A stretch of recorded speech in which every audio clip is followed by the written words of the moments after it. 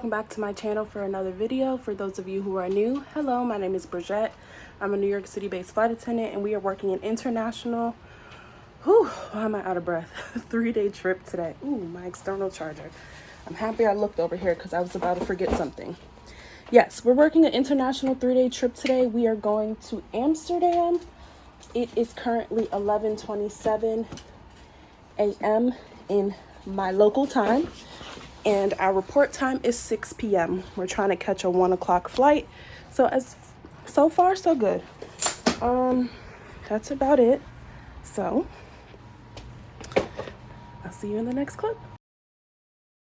Hey crew, so quick update. It is 1 o'clock and the first flight option that I tried, I did not get on. So,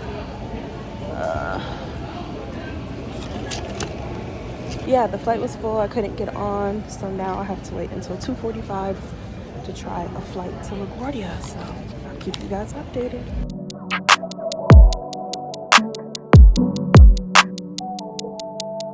Hey crew, so I have made it to the hotel in Amsterdam. Well, technically I've been here for probably about 30 minutes, 30 going on 40 minutes. We had to wait for our rooms to be ready. Sorry for that background noise. So yes, I did not speak to you guys after telling you that I did not make that first leg. Hold on, let me put you on the tripod. Sorry, not that first leg. I didn't make that first commuting flight. So like I said to you earlier, while I was in the airport, the flight was full and here we go. The flight was full. I didn't get on, and my second choice was a flight at 2:45 to LaGuardia. Well, I made the LaGuardia flight, and lucky enough for me, there was a pilot that also did not get on that JFK flight, who was able to take the jump seat on the LaGuardia flight, and he was going to JFK, and we shared a cab together to get to JFK. So, sat in a lot of traffic, but thankfully I still had enough time to get to the airport and I wasn't in a rush. And then we went to briefing. I was, ouch, galley. Quick update on my back. I really can't remember the last thing I told you about my back, but I saw the doctor. I was prescribed some medication. Unfortunately, I can't take some of the medication while I'm working, so now that I'm at the layover, I have eaten. I had a sandwich, and I will take my medication, take a shower, and take my nap.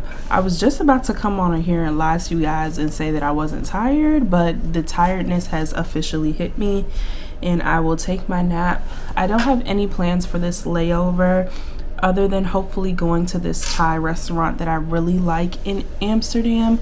The last few times that I've come here, it has been closed because they're not open on Mondays, but hopefully because today is Saturday, they should be open.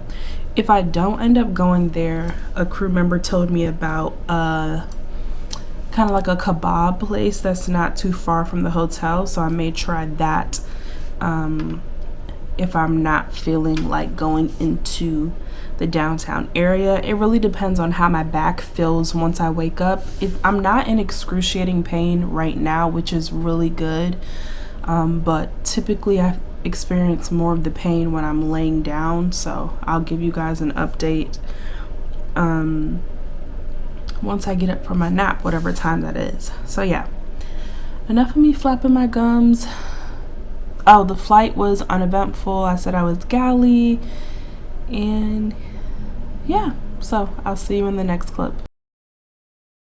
Hey crew, please excuse my appearance. It is probably close to 6 p.m. I woke up at like 4:50 and had to persuade myself to go into town to go and get something to eat and treat myself. So I have finally gotten ready. I am actually going to take an Uber there this time because of my back. So yeah, that is my update for you guys, and I will see you in the next clip. Yeah. I need someone to be paid. patient with me. Someone to get money when I take it from me. They don't even need to be as famous as me. I don't think I meet them at the places I be, but deep down I think about you all day, mommy. I know I'm a pit bull, but darling, mommy, I just wanna take you on a holiday, mommy. So I've made it to my favorite place. We are at Primark. I'm just here to look around. Hopefully I see something that I like, so I'll keep you guys updated.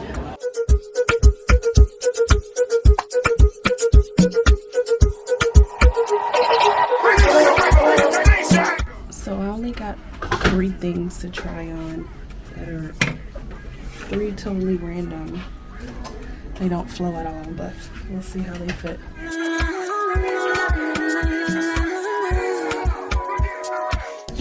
So the first piece did not look nice. I'm not sure how I feel about this one. You won't break my soul, I'm telling everybody, everybody, everybody, everybody. I just fell in love, I just quit my job. Hey crew, so quick update. It is 8:08 local time and I want to make sure that I get back pretty soon because it's starting to get dark if you can't see already. But the restaurant that I told you that I like, the last time I came here was closed. It's open, so I ordered myself something for the flight back to the States tomorrow. I haven't really figured out what I'm gonna eat tonight. I did eat something when I first came into town, but I know I'm gonna need something else probably in a few hours. So hopefully on my walk back to like the main street, I'll see something that I can just hop in and pick up. But I stopped at Primark and Zara, got a few things, and I'll make sure that I show you guys once I get back to the room. So I'll see you in the next clip. Hey crew, so I am back in the hotel. As you can see, please excuse the lighting. I don't have that good of lighting in here, and I did not bring my little extra light. So, as I promised, I would show you guys what I got on my little excursion out. I am happy that I pushed myself to go out and walk around, even though my back is giving me a little bit of pain. I think it's still good for me to be active and not be stuck in the hotel room. So, first thing I want to start with is the food, because I keep talking about it. They give these like kind of shrimp chips. Fun fact, I do not eat seafood, so I will not be eating those. I ordered spring rolls for me to eat this evening because I don't really feel like those have a good reheat value. And my meal for the plane is pad see ew for all of the, and they gave me wrong noodles. These aren't the noodles it's normally, but it's okay. It's the taste that counts, right? For those of you who are Thai food lovers, comment down below what your favorite Thai dish is. It depends on where I go, but my staple Thai dish is pad see ew. Please excuse me if I'm mispronouncing that. But there are some Thai restaurants in my area that I like. The Kaprao fried rice. I'm not really a spicy person, but I feel like the mix of the spice and the overall taste of the food is a good mixture and I can handle it. So that's what I got there. And then I spent $9 in the hotel lobby getting snacks just in case I wake up in the middle of the night hungry. I got Fanta, as they say in Europe, not Fanta, as an American says. And then I got a Snicker. Ooh, that was cold. So that's it for food. Now, I went to Primark. If you guys don't know, that's one of my favorite stores in Europe. We do actually have a Primark now in Arundel Mills. If you're from like the DMV area and you're familiar with the Arundel Mills mall, or if you are a flight attendant and have BWI layovers, I know some airlines stay in that area. The Arundel Mills mall now has a Primark. I've been seeing it all over TikTok. I do need to go down there and check it out. But if you guys make it there before me, please comment down below and tell me how it is. So I didn't get that many things. I got this little pouch bag that I like to use these on my layovers because I can fit everything that I need in it. It's not too big. And I use them at home if I'm really on the go. They had different colors. I was kind of torn between getting a navy blue or a gray in addition to this black, but I said, you know what? I need to stop having multiple colors of stuff. I'm saying that now, but the rest of the stuff that I got, I still did that, so just ignore that statement. So I got this. This was €9. And one thing I like about Europe, in the countries that their currency is euro, whenever I pay, it's not that big of a conversion, excuse me, to USD in comparison to pound. Don't get me wrong, you know, I like the UK, I love London. It's definitely a few dollars more that I'm paying in USD, but that's just a random fact. Next place I stopped was Zara, and that's where I did damage. For sure, 100%, I love Zara's more in Europe than I do in the States. I feel like I find better items, and this Zara is actually affordable, especially with the conversion from euro to USD. Now, I didn't try anything on, which is bad, but hopefully I will be back to Amsterdam soon. So if I need to return anything like I did previously, I will just go and return. I found these gray jeans. I do not own any gray jeans. They have distressing on the knee and they are flared at the bottom. I thought these were nice. I'm not trying anything on right now. Sorry, you guys, this will not be a mini try-on haul. I don't have the energy for that. I guess it was really a great thing because I got like a charcoal gray sweatsuit with cuffed, not cuffed, is it cuffed? Tapered, I don't know. What is it when the ankle is scrunched? I'm drawing a blank right now. That is what the pants is for. And then I got the matching hoodie for that because, you know, the weather hopefully is turning to a more cooler, and I love fall and I love matching sweatsuits or track suits, so that was a good deal for me. And then, like I said, ignore me saying that I'm not going to get the same item in different colors, because I did. I got these little tops. They actually had a sweatsuit in this color that I thought was really nice, like a burnt burgundy-ish color, maybe. I almost picked it up instead of the gray, but I felt like I could get more use out of the gray than the burnt red color, so I got it in that, the top in that color, gray and black, and those were only €7. And then my latest obsession, or fixation I should say, with Zara is their fragrances. Do not sleep on Zara fragrances at all. My top favorite, which you know kind of went viral, is Ebony Wood, and they had it there, which I can never find in store anymore, but I'm trying to have discipline in not buying multiples of stuff, to stock up and finishing what I have first and then repurchasing it. The only problem with that is because it's such a hot commodity fragrance, it's not guaranteed to be there, but I'll cross that road whenever that happens. But the current one that I'm using right now when I'm working and when I'm at home, because I get a lot of compliments on it, and I'm a person who, I like floral, but I don't want to smell too fruity, and I really like oud and like woodsy scents. So a mix between that. But the one that I'm using right now, that I did buy this in Amsterdam Zara, is Red Zara Temptation. I love the smell of this. I was layering it with a vanilla scent, and I putting it on my wrist and the Zara Temptation on like my body, and I felt like it was a good mixture, but I ran out of that vanilla scent. But I'm also not a vanilla lover. It was a very faint vanilla scent. That's beside the fact. So the two fragrances that I got, I tried to stick to this smaller size, but unfortunately one of them did not have that. They are both more woodsy scents. This one is called Nobody Knows, and its notes are woody, cassis, rose, and ebony. And this was only €12.95, so I'm not gonna open it on this layover. I'm gonna stick with the fragrance that I have. I'll try it at home. And then this one says layering enhancer fragrance, and this is Blanc Porter. And this one's notes are woody, amberette, bergamot, and cashmere wood. This was the one that they didn't have the smaller size, which to me means that a lot of people are getting this. But it's still pretty affordable. It was only $22.95. So I've been flapping my gums for almost 10 minutes now. I'm going to do some things that I have to get done personally.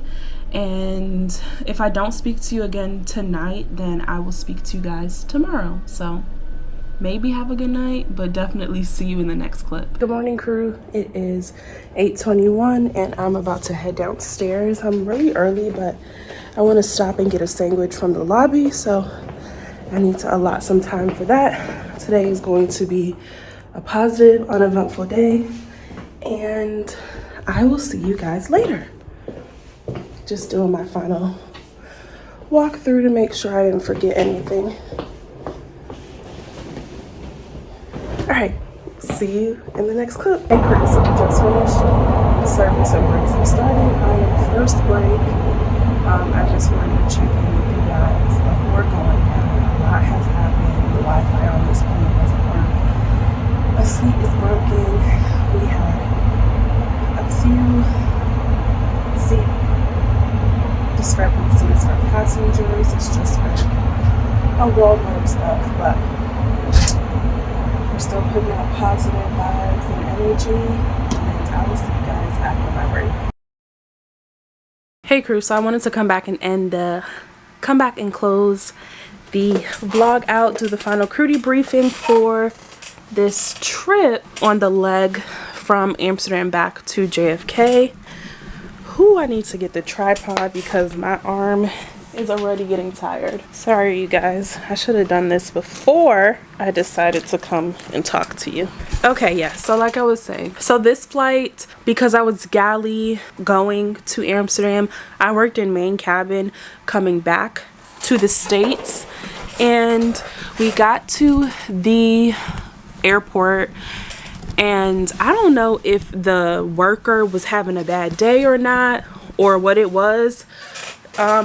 I got selected for additional screening. Cool, fine, no problem. But she seemed to have an attitude, and she was really rough, like when she was doing like all the checking on me.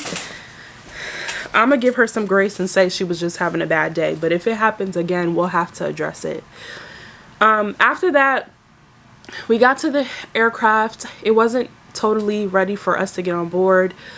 We got on board and we noticed that catering wasn't done. That's not a big alarmer, because you know they could be in the back of the aircraft catering or on their way or whatever. So we assumed that they were in the back of the aircraft. Well, when the catering representative came on, we were like, you know, hey, they haven't catered. He seemed shocked as well. So he's like, okay, well maybe they're in the back. So he goes to the back to try and see if they were there, and they were not. So then he finds out that something was wrong with the catering truck, that it could not be brought to the door to cater. So they had to unload the truck, get a new truck, and reload it onto the new truck to cater. So he said that's going to take a few minutes. And once that catering door, which would be the to right door, opens, they cannot be boarding at the same time. Boarding would have to stop. So they have the choice of either waiting for catering to finish boarding, finish catering before starting boarding, or starting boarding and hoping, number one, that boarding would be finished by the time catering came, or if worst case scenario it wasn't, they would have to pause boarding for them to finish catering. Well, that's what ended up happening. They decided to start boarding the flight on time, and catering came while we were boarding, so we had to pause boarding. So they did everything they needed to do, and then I had to rerun. Then before they started boarding, we found out that one of the seats in first class was broken, that it could not recline. So they had to do a whole procedure on that. And then we found out there was no Wi-Fi on the flight. Like, the Wi-Fi was inop. At this point, we were like, throw the whole plane away. Yes, Wi-Fi is a privilege and it's a luxury to have. I don't want to sound ungrateful, because it is a luxury. Not every flight or airline provides Wi-Fi for free. So that's that on that. But it's definitely a bummer when you're working a long flight and you expect to have Wi-Fi and you don't. The flight itself, we just had a few like bizarre interactions with people. One lady who was only word I can think of is obsessive about getting a water bottle, that it was kind of weird concerning how obsessed she was with the water bottle. But you know, we handled that as professionals do. And that was about it. Oh no, that's not about it. You guys, comment down below how you feel on this. Whether you are in the airline industry, you're a flight attendant, you are not a flight attendant, you're someone who is a passenger, consumer, whatever the word you want to use. So I understand, let me preface by saying, I understand that on a longer flight, you know, people need to get up and move around. I don't know what type of medical conditions people have. They want to get the blood flowing in their legs. That is all normal and acceptable. I understand that. What I don't think is right or understand is, you know, the galley is only but so big, right? You see us setting up for stuff in the galley. You see that you're in the way of us setting up for stuff in the galley and you still decide not to move. So we had finished service. We're setting up our snack section for passengers to come back to the back of the aircraft to get things whenever they're feeling a little peckish or they want to snack on something or get something to drink. And a passenger comes to the back and he's like, is there any snacks? And I'm like, yes, they're right there. You can help yourself to anything you would like. But he couldn't see the snacks because this couple decided to stand right there. And they have been standing there for a good while, over 25-30 minutes at this point, blocking the snacks. So I am saying to the gentleman who's blocking it, hi sir, I need you to move to the side. He's trying to get to the snacks. The guy doesn't want to move. It got to the point where the flight attendant in the back who was in charge had to tell them they had to go sit down because they were blocking, number one, the snacks, but number two, the bathroom. People wanted to get to the bathroom and they would not move. That's the first instance we had. Second instance was these two gentlemen, I'm not sure where they were sitting in proximity to each other. They obviously knew each other and they wanted to have a conversation. That's fine. They come to the back, they ask for their drinks, we hand them their drinks, they get their snacks, and then they pull out their laptop and decide to put the laptop on top of the snacks and block the bathroom on the opposite side. So the flight attendant again comes up to them, and I'm trying to eat my food at the jump seat right at that area. It's like, I'm sorry, I need you to move from this spot. You can't block this area. So then, you guys, this is where I thought it was really rude. They decide to stand in the aisle at the last row where this gentleman is sitting in his seat sleeping and put the laptop on top of the seat, on top of the headrest, and have their full-blown meeting conversation over this man who is sleeping. So when the lead flight attendant saw it again, she was like, I am so sorry, but you cannot do this. This is not your seat, number one. And it's rude because you're interrupting this man's sleep, number two. So then they move up further up in the plane and decide to block that bathroom in that aisle. It got to the point where she told them, you need to sit down. You can have your conversations, you can do whatever you want sitting down, but you cannot block the bathrooms, you cannot block the aisles. Well, they didn't like that. They started screaming in their language at her. It was just really strange. And that was something we dealt with the whole flight. People, I understand, wanting to get up and stretch. Walk the cabin. Walk around. You're welcome to walk around. But when you start blocking up passageways and restrooms, that's the problem. That happened the whole flight. We had to make multiple announcements for people to sit down or move out of the way for other people to get to snacks or to the bathroom. It was just really strange. I think that's about it. So we got in. We actually got in still on time, even after the delay of everything with catering and stuff. And then I commuted home and now we are here. So if you've made it to the end of this video, thank you so much for watching. And as always, stay safe and see you soon.